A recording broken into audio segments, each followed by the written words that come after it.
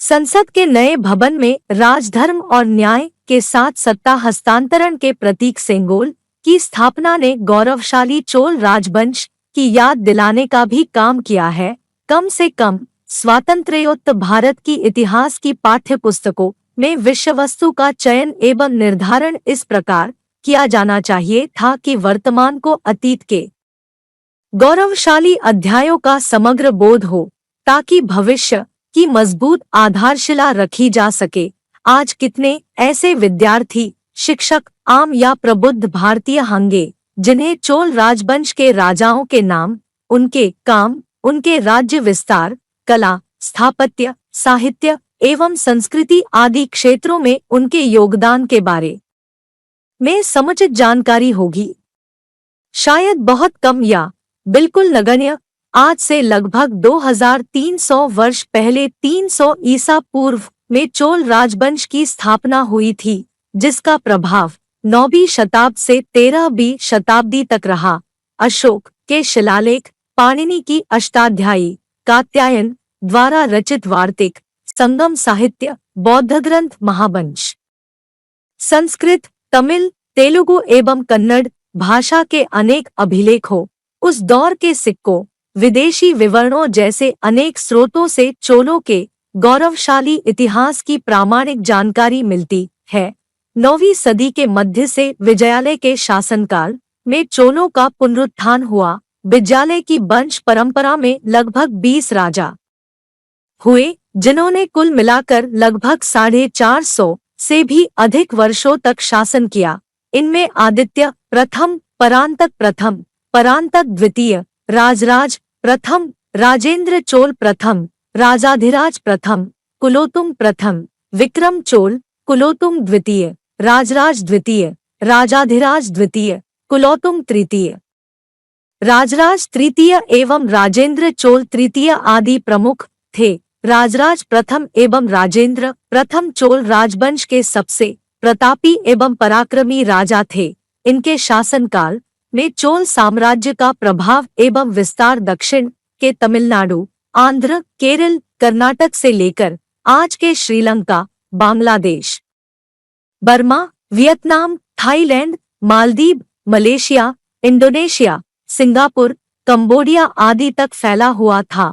उनकी नौसेना इतनी शक्तिशाली थी कि उन्होंने समस्त बंगाल की खाड़ी पर अपना आधिपत्य स्थापित कर लिया था।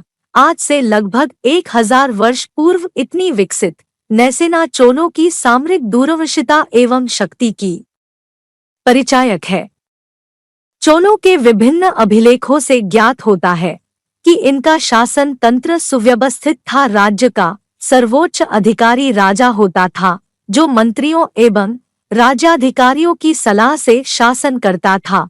उनकी नौकरशाही सुसंगठित थी, जिसमें अधिकारियों के उच्च पेरुंदनमम और निम्न शिरुदन 2 वर्ग थे।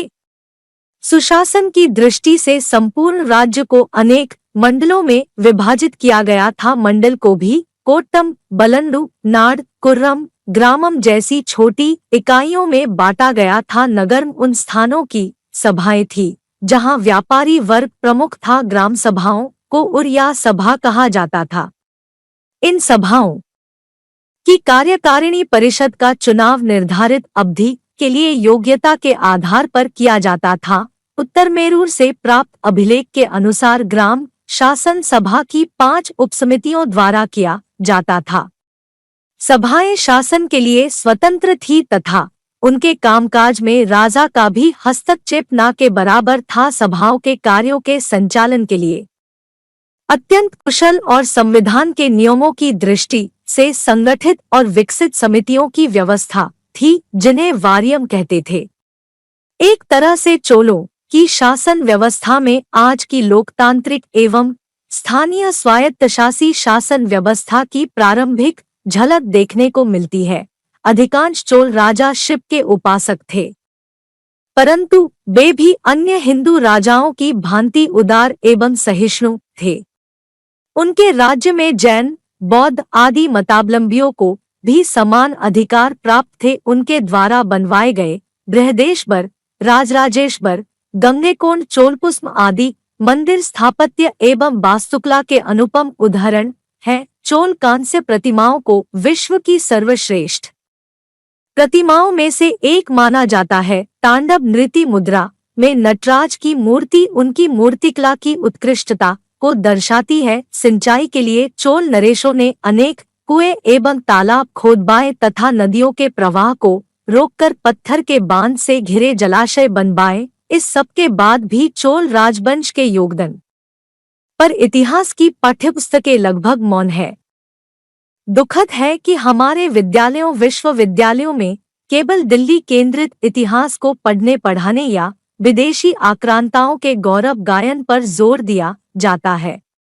समग्र, संपूर्ण एवं संतुलित भारत बोध के लिए आज इसकी महती आवश्यकता है कि इतिहास की हस्तकों में व्यापक परिवर्तन हो और उनमें अतीत के तमाम गौरवशाली अध्यायों मसलन चोल, चालुक्य, पाल, प्रतिहार, पल्लव, परमार, मैत्रक, राष्ट्रकूट, बाकाटक, कारकोट, कलिंग, काकतीय, सातवाहन, विजयनगर, ओडेयर, अहोम और नगा आदि तमाम प्रभावशाली राज्यों एवं राजवंशों को सम्मिलित कर शासन के उनके तौर तरीकों, अन्य राज्यों एवं देशों से उनके संबंधों, आयात निर्यात की साझेदारियों, व्यापारिक नीतियों एवं स्थितियों, वाणिज्यिक मार्गों, सैन्य संरचनाओं, सामरिक रणनीतियों, विजय यात्राओं तथा कला, धर्म, समाज, साहित्य और संस्कृति आदि के प्रति उनके योगदान एवं दृष्टिकोण को पढ़ा पढ़ाया जाए।